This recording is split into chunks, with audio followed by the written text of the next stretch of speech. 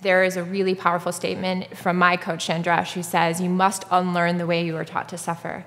And you do that through mindfulness. You do that through awareness and becoming really present.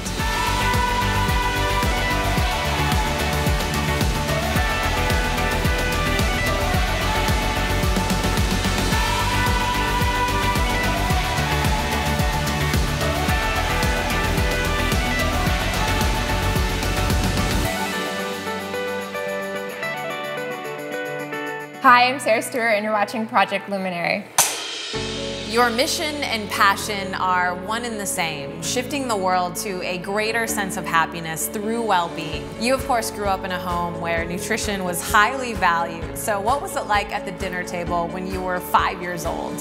I grew up in a really holistic environment. My parents were really committed to having us have this connection with nature. So whether it was us having our own garden or going to my grandparents' farm, they were just so committed to this holistic life. My dad, he had a very different belief system around raising kids. He taught about things that are more traditional now, but back then were not as accepted. So meditation, quieting your mind, looking within. So when I would get in trouble, he would teach my brother and I how to basically sit with ourselves and quiet our nervous system and process the thoughts that were going on in our minds. Instead of being grounded and feeling bad, we would have to write out these positive affirmations. My parents always just let us be whoever we wanted to be and just continued to inspire that in us, really telling me I could do anything and really supporting that side of it. They were really committed to creating that space for us.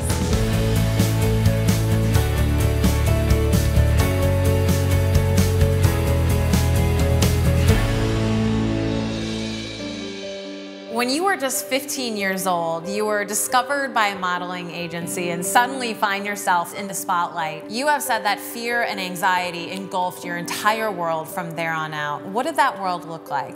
It was night and day. I went into it thinking, I have a really great head on my shoulders, I'm gonna be fine. But within the first week, started having severe body insecurity issues. This disconnect for me lasted for 10 years. I'm still shameful and embarrassed to even talk about it because it's such a sad place in my life, but I'm open to it now because I know how many women need to hear it. During that time, I was pill popping, I was working out for 4 hours a day, I was doing everything I could to stay a certain size because my entire livelihood and my income relied on it. The strange part about it was that during the same time, my father was also curing himself with food of terminal cancer. So I had two very different views on food at the time. It was like making me really sick emotionally and mentally, and yet healing my dad on the physical level of something that was gonna take his life. All my experiences were based upon my figure. I remember just thinking, I have no one to call. I don't even feel comfortable calling my family because I grew up in this amazing, beautiful, holistic environment. This is so embarrassing to call them and tell them that I'm dying because of a disorder that I have with food. Your story of resilience is incredibly inspiring, and it really seems that out of one of your darkest moments came immense clarity around your purpose. What was the defining moment that made you realize you wanted to be a vehicle for empowering change? I ended up really taking care of my body and healing on a physical level.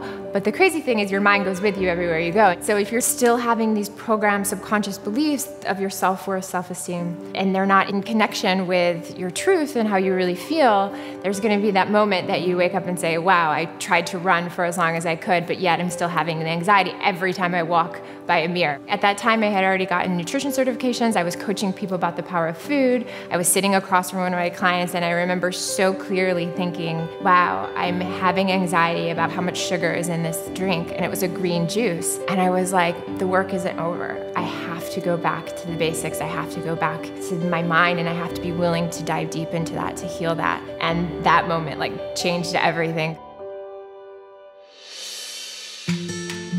You are now inspiring thousands of people across the US to reclaim their sense of self and love of their bodies. Tell us about what this amazing work looks like now. I ended up switching my company completely from nutrition coaching to more mindset coaching. So when I named my company Holistically Slim, it wasn't about slimming down in terms of weight. It's about holistically looking at all areas of your life and the parts that aren't serving you. I think the biggest thing that I see so often is that disordered eating and yo-yo dieting is much less about food and movement, and it's really more about reprogramming thinking and what's going on in your mind. The problem is when you're distracting yourself from food or distracting yourself from the emotional feelings that you're going through when you want to go eat or binge or maybe not go work out, you're actually suppressing the emotion, and that's the most important thing that you need to connect with. So what I found is when there's a certain area of your life that isn't serving you, whether it's your career, your relationship, maybe you're having issues with your family, those things actually inspire and trigger the food cravings. They're the things that are actually fueling that part of yourself because you're not happy. Maybe you need to work on your relationship or your career. Maybe you need to find something that inspires you. Maybe you need to find something that powerfully shifts those areas of your life, because those will directly impact how you take care of yourself. I always say, if you have a purpose and a reason to be here, you're gonna wanna stick around. If there's anyone out there struggling with self-love, what would you tell them? Clients come in and they feel so much guilt and shame around the fact that negative self-talk isn't going away. And I think that we have to really give ourselves permission to have it and allow ourselves to actually feel into it. There's this process of being able to build a toolkit so that when you do have the talk, you can basically use breath work or meditation or affirmations, intentions, visualizations to basically help you move through it in a very positive way. We can't control what's going on in our mind, but we can control the action that comes after it. I really hope to inspire people to look within and to be able to dig up those emotions and those feelings that exist within them and to be able to let them go, because that's what's going to really encourage permanent, long-lasting change.